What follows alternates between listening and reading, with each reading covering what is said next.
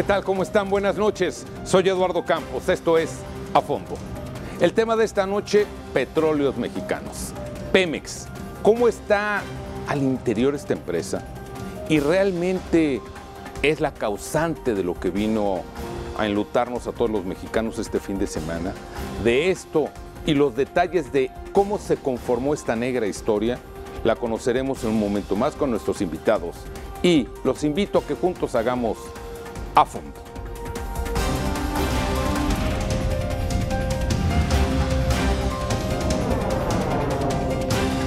A Fondo con Eduardo Campos. Y Pemex, esta es la empresa de todos los mexicanos. Pero realmente es un botín político hoy. ¿Lo ha sido antes? Vamos a tratar de saber qué hay en el fondo de este botín o no. Vamos a seguir continuando con esta dinámica del programa y vamos a ver, ¿se ha acabado ya el recurso económico en Pemex? ¿Es una empresa realmente en quiebra? ¿O es una empresa que todavía genera grandes cantidades de dinero para todos nosotros los mexicanos? En un tercer bloque vamos a hablar del cáncer que se presume existe en Petróleos Mexicanos, el sindicato. La ineficiencia, el huachicol, la corrupción, todo esto está ligado, íntimamente ligado, lo vamos a ver en un momento más. Y finalmente vamos a abordar el tema, Petróleos Mexicanos es una empresa desahuciada. Usted lo ve así, lo siente, nuestros especialistas nos van a dar luz en un momento al respecto.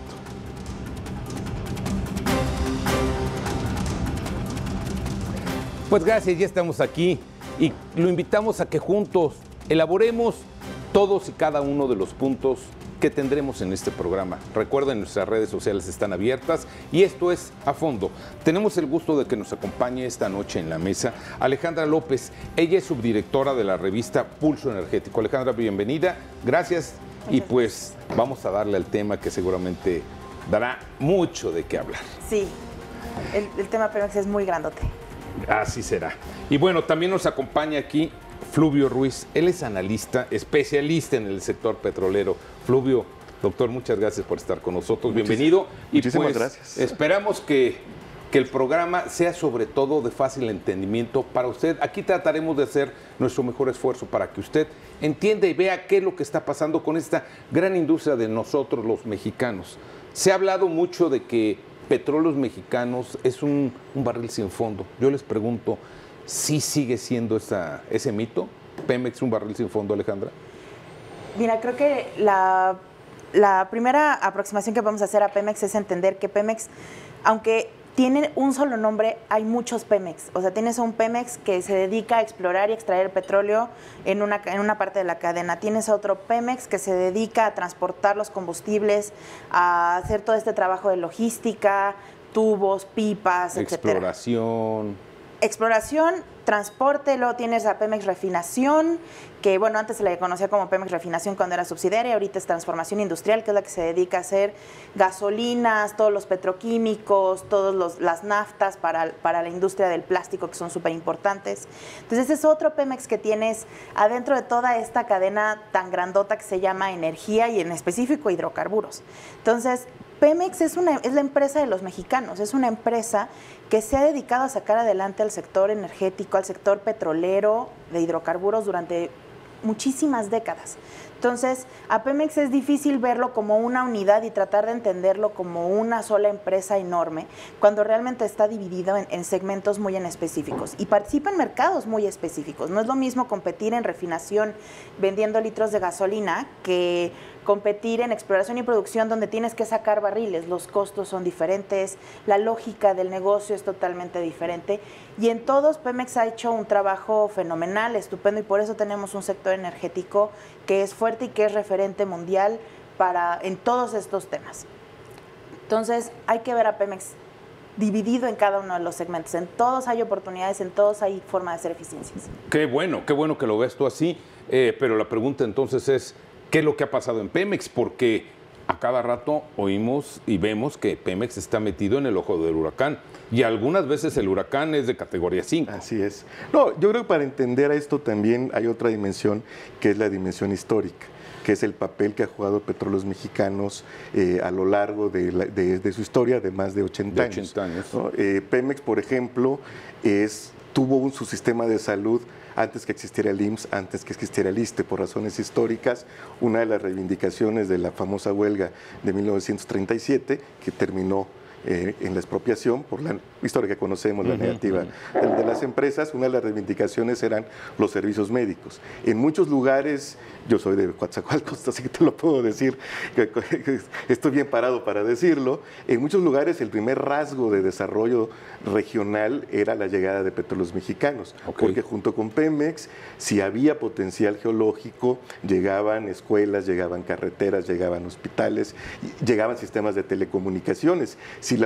Para darte una idea, si la unidad de telecomunicaciones de Pemex se convirtiera en una empresa independiente de telecomunicaciones, sería la segunda empresa de telecomunicaciones del país, y en el Golfo de México sería la primera.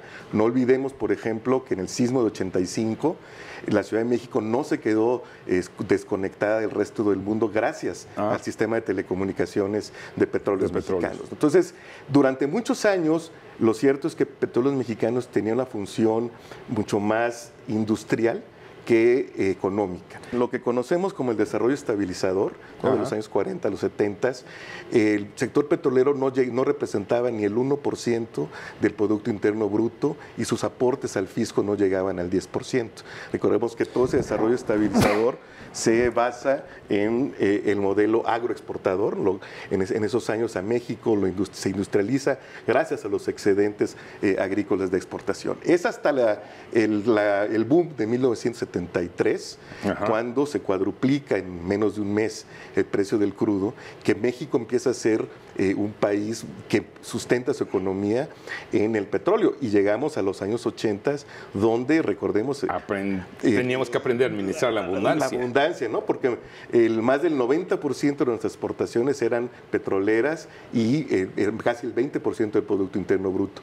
Y justamente lo que empieza a ocurrir tras la crisis de 1981-82 es que en lugar de Petróleos Mexicanos cambian el modelo de desarrollo económico y de ser la principal fuente, el ente encargado de suministrar hidrocarburos y derivados al país, pasa a ser la primera fuente de ingresos fiscales. Así es. Y como veremos más adelante, eso es un cambio fundamental que explica en mucho la situación actual de Petróleos Mexicanos. Para contestar a tu pregunta inicial, yo te diría, el barril sin fondo es el del Estado mexicano, que no se atrevió a hacer una reforma fiscal profunda. Yo les pregunto entonces, a ver, si ustedes me están hablando de las bondades de esta gran cara que Petróleos Mexicanos fue con la que nació, allá con el general Cárdenas, ¿cómo se ha venido llegando a este momento en el cual todo el mundo volteamos a ver a Pemex y tenemos nuestras dudas de su operación, de su limpieza, de su transparencia?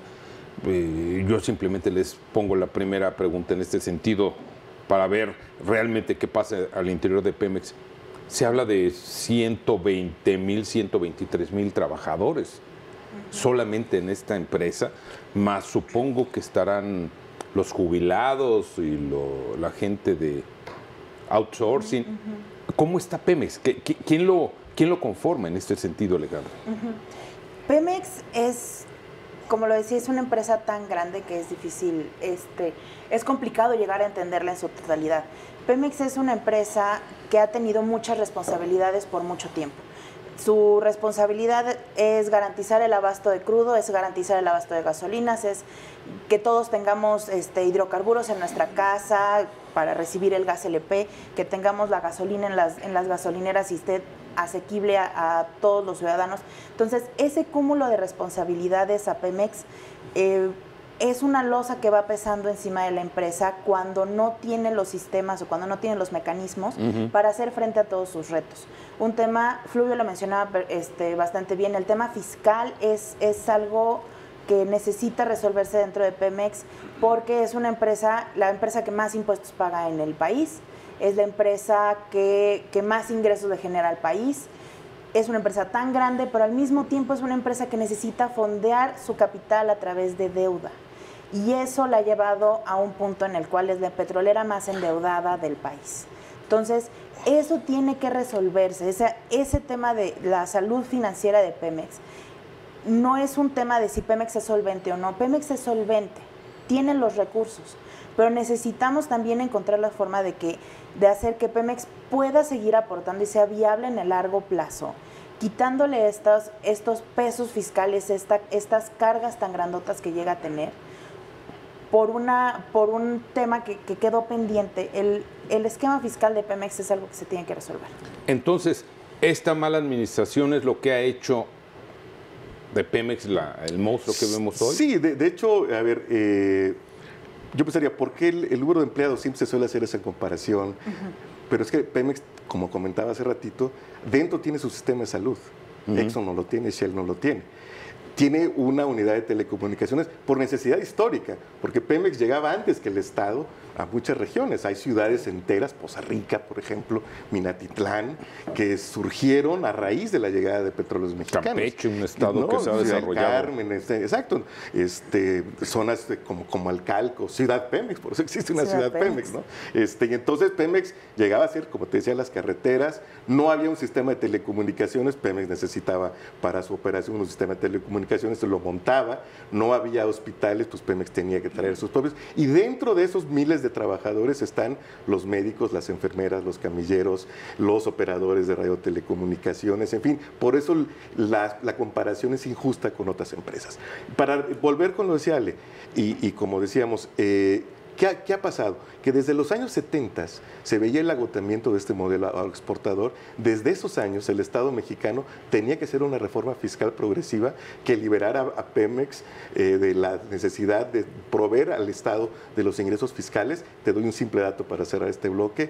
Entre 1993 y 2016, Pemex le entregó al Estado el 110% de su rendimiento de operación.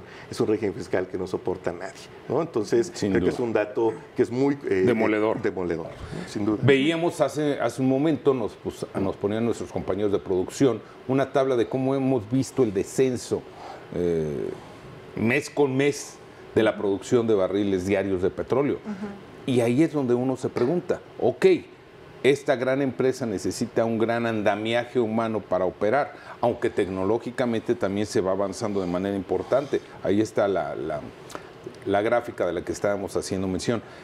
Pero la cuestión es, entonces, ¿esta mala administración nos ha llevado a estos problemas?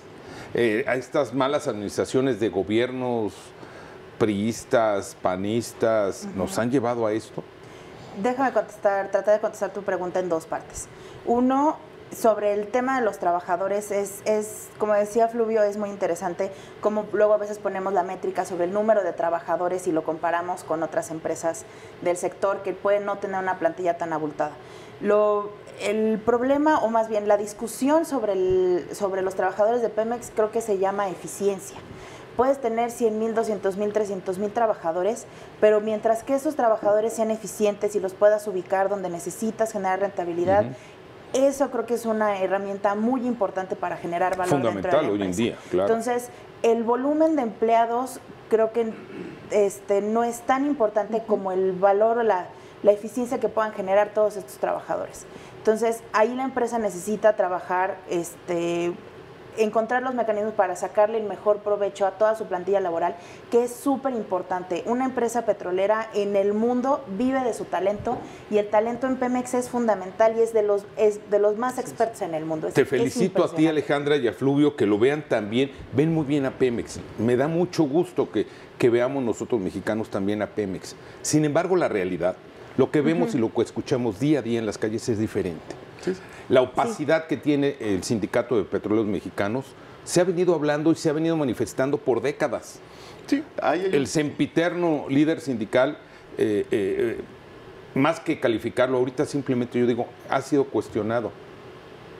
Entonces, de lo que ustedes ven también en papel, la realidad nos muestra otra cosa. Aquí, miren, en el caso del sindicato, hay que ser muy claro, es también una cuestión exógena a Pemex, es la incapacidad del Estado mexicano de tratar con sindicatos independientes fuertes. No olvidemos que en la base, en la constitución del Estado postrevolucionario mexicano, el corporativismo jugó un papel fundamental. El sindicato petrolero lo crearon básicamente militantes del Partido Comunista, que fueron descabezados durante los primeros días del régimen de Miguel Alemán. En 1946, la dirigencia sindical petrolera cercana al Partido Comunista fue encarcelada y su secretario general fue asesinado. Es una historia que se conoce poco, pero a partir de ahí se impuso una serie de dirigencias sindicales afines al Partido Revolucionario Institucional, y el Estado mexicano le tiene un terror a tratar con sindicatos fuertes, como ocurre en el resto del mundo. Hace 5 años pararon todas las refinerías de Francia, porque los sindicatos del sector petrolero son muy cercanos a la CGT francesa, ligada al Partido Comunista francés. Hace 2 años hubo huelgas en Noruega. Cuando se hizo la reforma más o menos parecida a la mexicana en Brasil, hubo huelgas también en respuesta de Petrobras.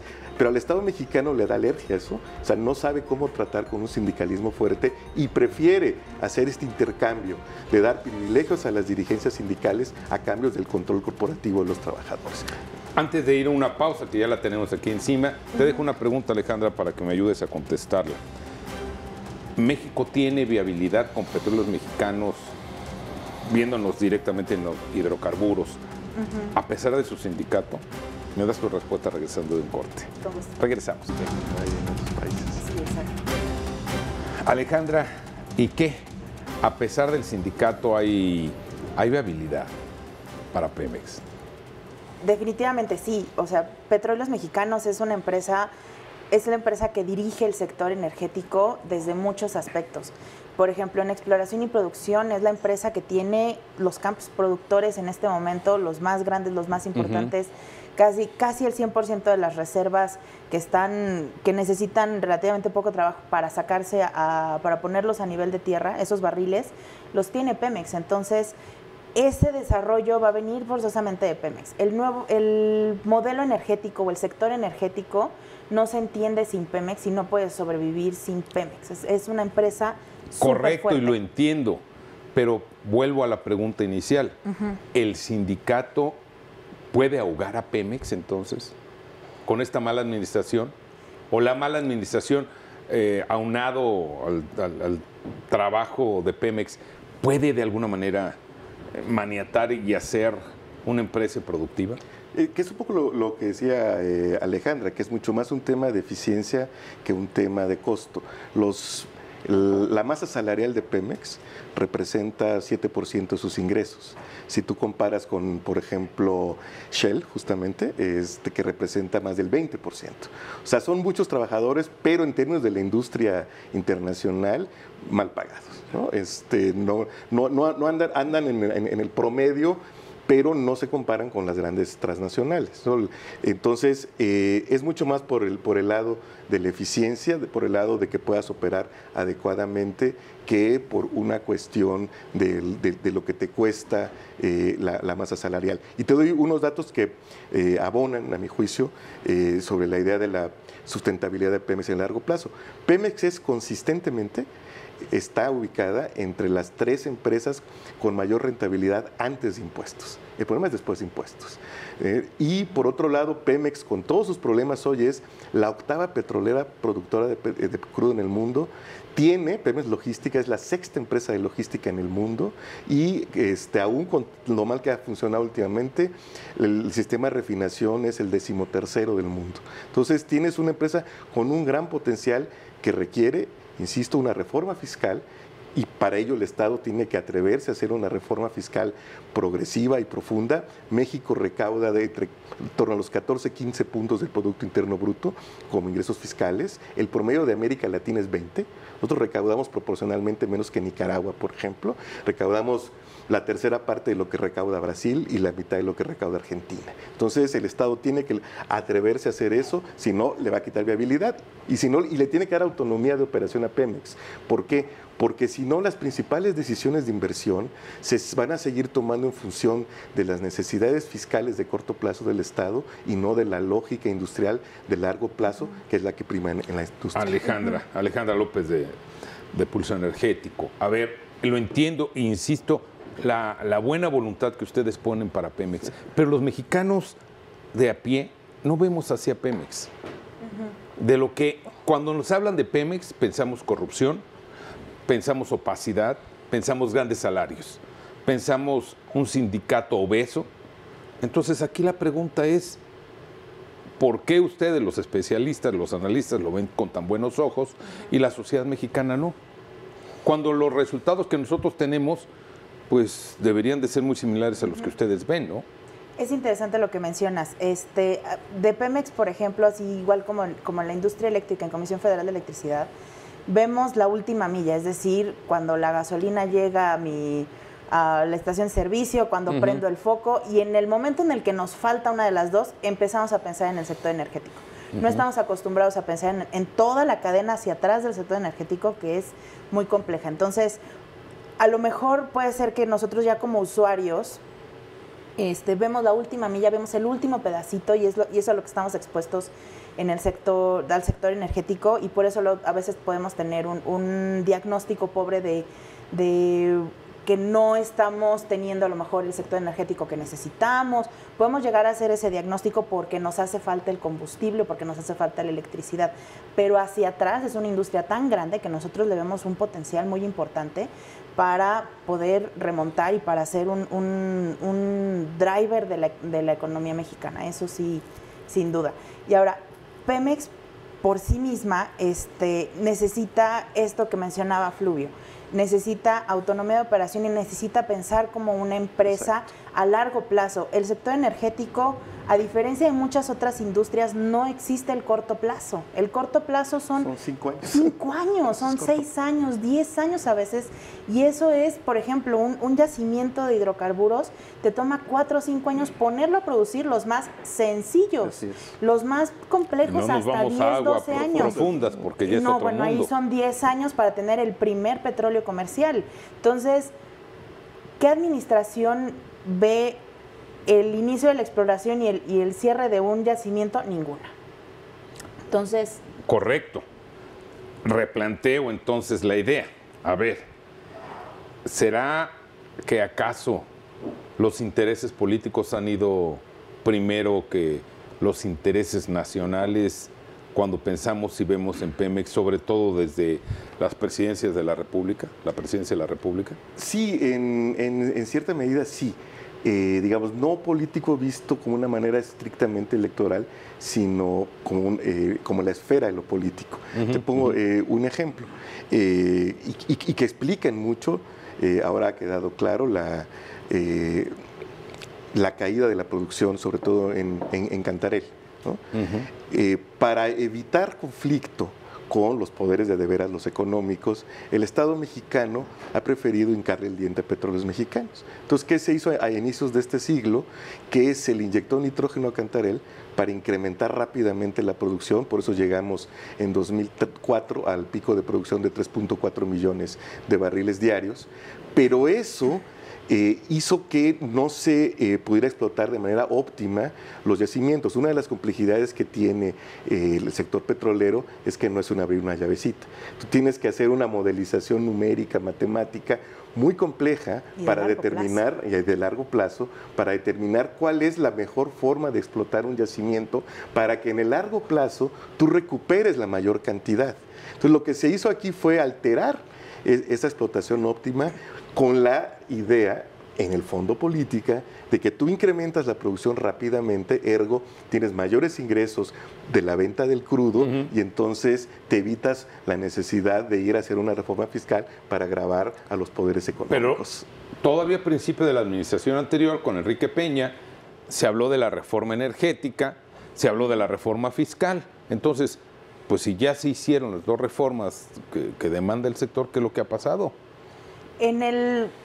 Desde la dimensión técnica económica, digamos, la parte técnica de la reforma energética, desde nuestra perspectiva se le dieron muchas herramientas a Pemex para poder seguir desarrollando el sector. Es decir, se le dieron todas estas reservas, las 1P, que son las que están produciendo, son los barriles que hoy vemos en producción, ahí están. Esos barriles se le dieron a Pemex el 100%, se le dio un buen cacho de reservas que todavía necesitan ser un poco más, desarrollarlas un poco más, así se le conoce en el sector, para poder traducirlas a barriles in situ. se le dio la oportunidad de cambiar un régimen fiscal, estaba sobre, el modelo anterior se llamaban asignaciones, ahora son contratos petroleros, se le dio la posibilidad todo de que esto se ha hecho, si Alejandra, dejarlo, ya. Exacto, pero también necesita un proceso de, un periodo de transición, o sea, si vemos la reforma de 2014, bueno, fue hace muchos años, tiene 4 años, casi 5 que fue la reforma, pero quisiera regresar, por ejemplo, al ejemplo de Brasil. Brasil, pasaron 10 años desde que se hizo la reforma petrolera en Brasil hasta que se hizo la primer licitación petrolera. De ahí a que se vio ya un crecimiento en la producción, pasó bastante más tiempo. Entonces, hemos ido a pasos acelerados, nada más que el sector energético, insisto, no hay cortos plazos. Pemex creemos que sí tiene las herramientas, pero necesita moverse a una operación de empresa. Pensar como una empresa, construirse su portafolio de proyectos, en qué quiero invertir, dónde me conviene ir solo, dónde me conviene ir asociado con alguien más que me aporte capital o que me aporte tecnología o que me aporte alguna cosa. Eso se necesita también. Correcto, entonces les pregunto ahora de otra manera. ¿Será acaso que ha faltado comunicación, que los mexicanos de a pie sepamos qué es lo que realmente hace Pemex? Porque, pues bien lo dices tú, pensamos que es la última milla, que llegan y nos ponen la gasolina en las estaciones de servicio para que llegamos con nuestro coche. Pues si ya tengo gasolina y vámonos, y esto es Pemex. ¿Ha faltado comunicación? Sí, pero antes yo quisiera comentar algo a propósito de lo que ha dicho Ale. Bueno, primero el tema de la reforma fiscal fue completamente insuficiente, incrementó 2 puntos porcentuales la recaudación del PIB. Digo, ni siquiera llegamos al promedio de América Latina. Me parece que hace falta una reforma fiscal que llegue al menos al promedio de América Latina. El régimen fiscal de Pemex que resultó aplicado Pemex como asignatario después de la reforma es peor que el anterior, es mucho más pesado. Por darte un ejemplo, porque de aquí sí necesitaríamos un programa enterito, pero un ejemplo que es muy sintomático. La mayor parte de la producción de Pemex es en aguas someras. Okay. Antes de la reforma podía deducir desde 2005 $6.50 por barril producido. Hoy puede deducir 6.10. Es decir, menos en términos nominales de lo que podía deducir, ¿no? ¿Por qué? Porque se hizo un cambio donde la deducción se basa en el valor de la producción y entonces, como los precios han caído, el valor de la deducción es mucho menor. Entonces se tuvo que ajustar con un valor fijo que extrañamente se puso inferior al anterior. Entonces el régimen fiscal salió peor. Segundo, la implementación de la reforma, yo lo he sostenido en algunos textitos que he escrito, para mí es otra reforma. O sea, la implementación de la reforma es distinta y va mucho más allá en términos de la liberalización que la letra y el espíritu de lo aprobado. Y te pongo un ejemplo, la ronda cero, ¿no? En la ronda cero, en términos reales, por la forma en que se aprobó la solicitud de Pemex, el gobierno decidió qué pedía Pemex y qué le daba después a Pemex de eso que había pedido. El sexto transitorio constitucional decía, como decía Alejandra, que todos los pozos en producción se le caerán a Pemex. Se le quedó el 98%, que tú dirás es casi todo, pero no es todo. El 2%. Pero es el 2% que se licitó en la ronda 1.3. Hay todavía una deuda de 70,000 millones de pesos del Estado con Pemex, porque ese mismo sexto transitorio mandataba que a Pemex, como parece normal, o es normal, se le resarciera el justo valor económico de las inversiones hechas en las áreas que no retuvo toda la ronda cero. La Secretaría de Energía de ese entonces sacó unos lineamientos donde a Pemex solo se le quieren reconocer las inversiones en activos fijos hechas en áreas solicitadas y no retenidas, y eso a Pemex le cuesta 70,000 millones de pesos. Por eso te digo que es otra reforma. Mira, nos están llegando aquí en nuestras redes sociales una serie de comentarios donde nos dicen, sí, señor, está muy bien Pemex, pero aquí concretamente, ¿nos pueden decir qué fue lo que pasó entonces en Hidalgo? Si les parece, vamos a hacer una pausa, nos vamos directamente a regresar para analizar, que nos digan ustedes de su visión de especialistas qué fue lo que pasó en Hidalgo este fin de semana. Una pausa, regresamos. 1 de cada 3 bancas de este salón las pagó Pemex. A ver, aquí seguimos en el debate antes de poder regresar con ustedes, pero como les decíamos, mire, la oferta que les habíamos hecho inicialmente nos llevaba a conocer más de fondo el sindicato, más de fondo las finanzas, pero nuestras demandas que ustedes nos han hecho llegar aquí a favor de nuestras redes sociales es, señores, los petroleros, tú ahorita nos decías, son los que están en el campo, no en las oficinas. Sin embargo, escuchamos hoy el fin de semana al señor director de Pemex, Octavio Oropeza, las explicaciones que nos daba. Y yo les pregunto algo muy sencillo. ¿Nos pueden decir, desde su perspectiva, Alejandra, Fluvio, qué fue lo que realmente, dónde estuvo el problema, por qué tuvimos tantas muertes este fin de semana en Hidalgo entre el Puja? La verdad, bueno, para empezar, mis condolencias por todas las personas que han sido afectadas por este accidente. De verdad fue un accidente muy lamentable y es un problema de logística. Es el ¿Qué es un problema de logística, Alejandra? La gente de Tlahuelipa está preguntando qué pasó. El problema, creo que el problema es todavía más grande. O sea, empezamos por el desabasto de gasolina por sí mismo. O sea, es un tema de cómo llevo mi producto de punto A a punto B. En punto A lo puedo recibir, allí están las terminales de almacenamiento, allí está la gasolina. Pero donde la necesito es en el punto B, y ese punto B pueden ser 300, 500, 1000 kilómetros de diferencia. Entonces, ¿cómo lo llevo de un lugar a otro? Ese siempre ha sido uno de los problemas que dentro de Pemex es complejo de resolver. La logística no es nada sencilla. Lo paso por un ducto, lo paso por una pipa, utilizo el tren. ¿Qué utilizo? Esa estrategia en Pemex siempre ha sido muy complicada de resolver porque tiene muchos engranes que se van moviendo y mueves un engranito y se te modificó toda la estructura. Entonces, el mismo desabasto es, dejamos de utilizar los ductos para pasarnos a pipas y las pipas tienen una complejidad por sí misma que no fueron suficientes para abastecer en la zona centro. Entonces vuelvo a abrir el ducto y al momento de abrir un ducto empiezan las tomas clandestinas y ahí tenemos un evento. Mira, nos están aquí ahorita preguntando de manera concreta. Primero fue el desabasto y yo soy trabajador de Pemex, por eso lo afirmo. Y después fue la guerra contra el huachicol. ¿Qué pasa? La guerra contra el huachicol, el acabar con esta práctica es algo que yo le reconozco mucho al presidente. En las administraciones pasadas se habían tomado medidas, pero ninguna había tenido los efectos que ha tenido esta estrategia. Y la estrategia, la ejecución de la estrategia, es a lo mejor ahí donde tenemos más preguntas y más dudas, porque resultó en un desabasto. Pero el hecho de querer confrontar al huachicol como la quimera que es de 15 cabezas, 100 cabezas, eso se le reconoce al presidente, definitivamente. 12.581 tomas clandestinas en las que se dice que hay ahorita en el país durante 2018. Esas fueron 12.581, Fluvio. Es un problema enorme. Es un problema enorme que, como se ve en pantalla, fue creciendo en amplitud y en complejidad. A inicios del siglo había una correlación casi perfecta entre la incidencia de este fenómeno delictivo y los kilómetros de ductos que había por estado. En aquellos años, mi natal Veracruz era el que tenía la mayor incidencia y era, entre comillas, normal. Digo, porque esto no es normal, es un fenómeno delictivo. No, es un delito. Sí, es un delito, hay que decirlo. Pero se entendía que fuera donde hubiera mayor incidencia porque en Veracruz hay el mayor número de kilómetros de ductos. Lo que vemos ahora es que el fenómeno y la respuesta del Estado era meramente policíaca. Hay que recordar que hasta 2016 no estaba tipificado siquiera como delito el robo de combustible. Quienes cometían ese delito y aún eran capturados en flagrancia, salían muy rápido porque eran consignados por robo, como si te hubieras robado la televisión de tu vecino.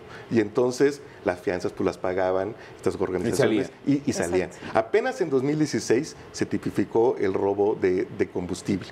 Se fue haciendo además un fenómeno que empezó a llegar a zonas muy marginadas, muy pobres, con índices tremendos, muy malos de desarrollo humano, y eso les dio a esta actividad, y que es lo que vimos en el video que seguramente mucha gente vio, esa euforia incluso inicial de la gente que podía participar en este fenómeno delictivo sin ver siquiera los peligros en los que estaba incurriendo, ¿no? Entonces, eso también es la parte quizás más compleja, la que va a tomar más tiempo atacar, mientras no haya un desarrollo económico decoroso en estas zonas. Y lo de Tlahuelipan es de verdad una tragedia en términos humanos, porque esa misma legitimación social es la que llevó a las consecuencias que todos conocemos. Ahora, ¿qué es lo que pienso? Que me parece, como dice Alejandra, es la primera vez que hay claramente una prioridad, que es una prioridad desde la Presidencia de la República, el combate a este fenómeno delictivo. Sin embargo, me parece que faltó una programación integral que pudiera ir previendo. Tenemos una capacidad muy limitada de almacenamiento en el país. El primer paso era obvio, era al menos garantizar que esa limitada capacidad de almacenamiento estuviera al tope. Tenías 3 días, bueno, pues 3 días. Y déjame darte un dato. De las 75 almacenadoras de gasolina, de petróleo que hay aquí en el país, según se dice que en diciembre había 12 cerradas. Entonces, el desabasto era inminente. Y además, las acciones no se vieron. Complicada. Y el momento en que se implementa el programa, ya es el regreso de vacaciones. Y es el regreso de vacaciones. Un mal momento. Estacionalmente es donde hay un pico. Un pico en el consumo de gasolina. Así es. Entonces, todo esto podemos entenderlo, ok, es una buena estrategia, una buena idea, un buen objetivo acabar con el robo de la gasolina. Sin embargo, la implementación no fue la correcta, la comunicación no fue la correcta, pero hoy desafortunadamente llevamos, hasta hoy en la mañana, el número oficial que daba el gobierno eran 93 personas muertas. Digo, es un costo muy alto, Alejandra. Sí, lo es. O sea, el número de fallecimientos es todos y cada uno de ellos muy lamentable. Igual el número de personas que están todavía en los hospitales luchando por su vida, eso es inminente. Ahora, el caso de la logística es algo que particularmente es complicado. Como decía Fluvio, el estrés en el que está el sistema de logística en México implica que cortas el suministro por el lado A y no tienes una alternativa como lado B, no tienes redundancias, faltan redundancias en los ductos, entonces cualquier estrés en el que pones el sistema de logística termina en desabasto. Entonces, ahorita en la Ciudad de México, zona central, más o menos se ha restablecido el suministro. Ciudad de México, perdóname que esté en desacuerdo contigo, porque Jalisco está tremendamente. Michoacán no se diga. Guanajuato, Querétaro mismo. Y hoy en la mañana ya se reportaba que había problemas en la zona sur de Monterrey, los municipios conurbados. Entonces estoy en desacuerdo contigo, pero yo a lo que voy es a esto, y perdóname que lo ponga en este terreno. Aquí yo no creo que ni siquiera hubiera una estrategia de cómo se iba a hacer. Tú dices, había estrés en todos los ductos, en todo esto, más las fugas. Okay, sí. ¿Y cuál entonces? Las pipas no resultaron en ese entonces y hoy van a seguir siendo insuficientes, porque además el presidente dijo que para marzo estaban las pipas. Las pipas no van a estar antes de 6 meses en este país en operación. Eso no es exacto que nos estaba diciendo el señor presidente. Canacar es muy claro, dice, la fabricación no es así. Y el precio, pues bueno, ya es un asunto delicado. 14 veces más cara es la pipa que acaba de comprar el presidente y ese equipo que se fue a Nueva York. 14 veces más caras. Que pueden ser 2 a 3 pesos por encima del litro. ¿Quién está pagando eso? Y es justo lo que te iba a decir. O sea, en la zona, en Ciudad de México hace falta gasolina, pero Bajío y toda la región occidente les hace falta el combustible. ¿Cuál va a ser el impacto? 1, por transportarlo por pipa, y 2, el desabasto. Esa parte de la logística, esa parte de los costos, ¿quién los va a pagar? ¿Quién va a asumir el costo? ¿Va a ser Pemex? ¿Va a ser el Estado? ¿Va a ser el consumidor?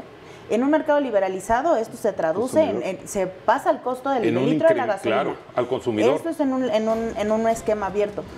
El Estado mexicano tiene algunas formas para modificarlo vía los impuestos, pero todavía no está claro. Sí, es un problema que... Déjame hacer una pausa, mi querido Fluvio, porque aquí el tiempo nos marca.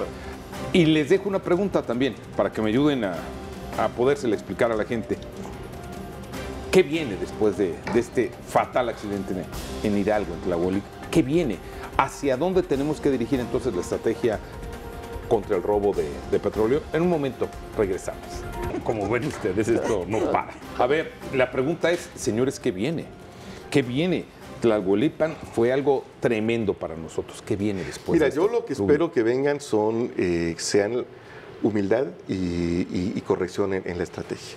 Me parece que... ¿De Pemex, del gobierno o de quién? Desde el gobierno y desde el propio Pemex, todos los involucrados. Hay que recordar algo. A partir de la reforma, Pemex ya no es el responsable del abasto. La responsabilidad del abasto recae en la Secretaría de Energía. Y esto es muy natural porque Pemex es un actor más. A ver, otra vez, yo insisto que ustedes son, y los felicito de que conozcan también su sector, pero la pregunta, y es ya lo que todo el mundo nos estamos tratando de saber, si se informó en Pemex 5 horas antes, ¿por qué tardaron tanto, 5 horas en cerrar una llave o ponerlo, aislar esa zona? Por favor, señores, sabemos que se tiene que vaciar el ducto, pero 5 horas y seguía saliendo y saliendo y saliendo con esa fuerza, con esa presión el líquido. Sí, ahí, bueno, ya anunció el flamante fiscal general que van a llevar a declarar, porque sí, está en el margen de la responsabilidad o del error, ¿no? Es decir, 5 horas, Fluvio. 4 horas. ¿Por qué? Porque el inicio, el flujo era pequeño. Entonces tú no cierras un ducto cuando se te salen 2 mililitros, por poner, está exagerando.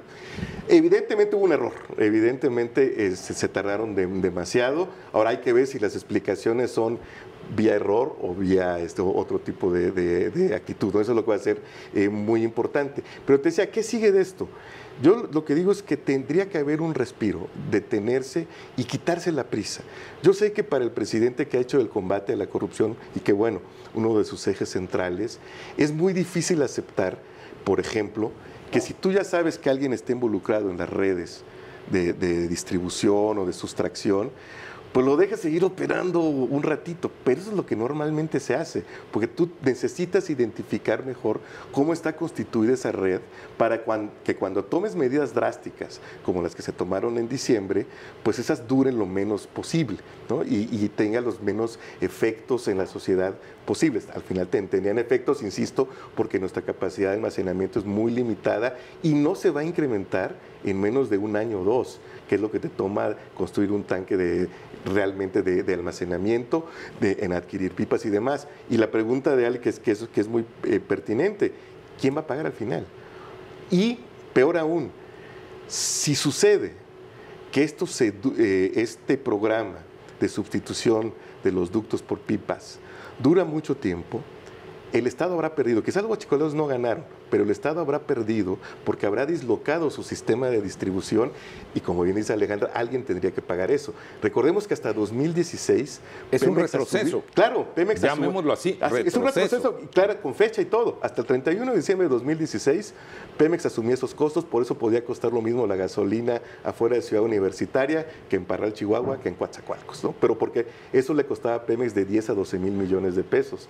Pareciera que le debe llevar allá, y eso sería, como bien lo señalas, un grave retroceso que afectaría a Pemex por el lado de absorber un sobrecosto. Pero hay otro efecto que también tiene que ser medido, y es la pérdida de mercado que esto le va a provocar a Petróleos Mexicanos, sobre todo en la zona norte, donde están menos desarrollados los sistemas de distribución. Ya las cifras hablan de cerca de 9% de la gasolina que se consume ya la traen o Glencore o la trae Exxon por sí mismo. Se compra. Exacto. Al inicio de este sexenio era marginal, era básicamente autoconsumo. Si se habla de revisar los permisos de importaciones, porque seguramente se va a hacer todo para que se flexibilicen y se abra la posibilidad de un ingreso masivo de gasolinas distintas a las que produce o importa Petróleos Mexicanos. Entonces, la suma de la pérdida de mercado más la absorción de sobrecostos de logísticas podría, lo digo bien en pospretérito porque hay que hacer cuentas, pero podría terminar siendo para Pemex más caro que el mismo fenómeno del robo de combustible. Alejandra, a ver, técnicamente, ayúdanos a ver cómo está esto desde tu perspectiva de analista de pulso energético. ¿Qué tan fácil es reparar los que le llaman ahora los pinchazos en Pemex? ¿Es fácil, en los ductos, es fácil reparar un pinchazo? Es medianamente fácil, entre comillas. El problema es que reparas uno aquí y no sabes en qué punto del resto del ducto vuelves a tener nuevas tomas y cuánto tiempo te tardas en identificarlas y cuánto tiempo te tardas en cerrarlas y esto que te implica en el sistema general. Ahora corto el flujo en el ducto, luego vuelve a pasar y luego lo vuelvo a cortar. O sea, esta intermitencia es muy complicada de manejar. Desde nuestra perspectiva, ¿qué es lo que hace falta? Redundancias.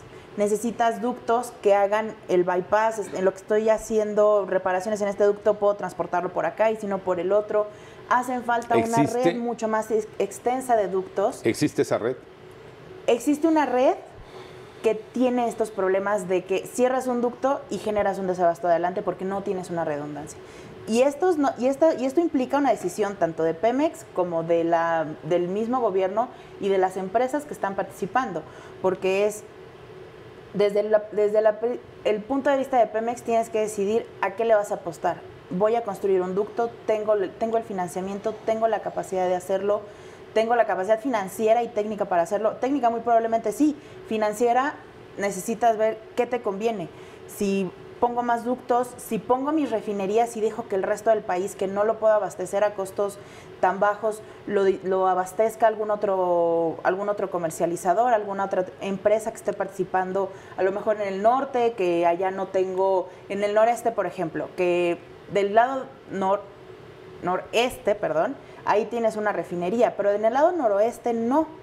Sí, Cadereyta está de un lado, pero no. Pero del otro lado no, me conviene, necesito, es económicamente viable. Esas son decisiones y preguntas que se tiene que hacer Pemex y que se tienen que definir hasta dónde entra Pemex y hasta dónde Pemex puede abastecer y en dónde tiene que entrar el mercado para equilibrar estas fuerzas. También ese es otro problema, la falta de actores que te haga unas redundancias le sigue poniendo a Pemex la obligación de abastecer el país entero. Yo les quiero pedir, antes de despedirnos, un comentario. Ya se demostró en el mundo, y Colombia de manera concreta, que es posible luchar y combatir el robo de la gasolina. No está muy lejos. Colombia está aquí, Nigeria. Está aquí al lado. En África ya también hay pruebas. Bueno, ¿podemos en México? Sin duda. Yo por eso lo que sí espero es que se quite este elemento de prisa que te lleva a la precipitación. Mira, estamos a 21 de los primeros días, 22 de enero, y la cifra que se ha dado de incidencia en lo que va del año es muy similar a lo que ocurría en 2017. Eso también debe llevar a reflexionar, porque es una cifra similar a 2017, cuando ya era muy grande este fenómeno y no estamos siquiera operando en condiciones normales el sistema de distribución. Entonces eso nos debe llegar a reflexionar. Y otro elemento que a mí me ha sorprendido es que el presupuesto destinado a mantenimiento para este año es inferior al de los 2 años anteriores. Entonces creo que esas son las cosas que hay que revisar, cuáles son las prioridades y acompañarlas, por supuesto, con el sustento Alejandra, de Pulso Energético, ¿tú crees que es posible llegar o seguir los rumbos de Colombia, de Nigeria?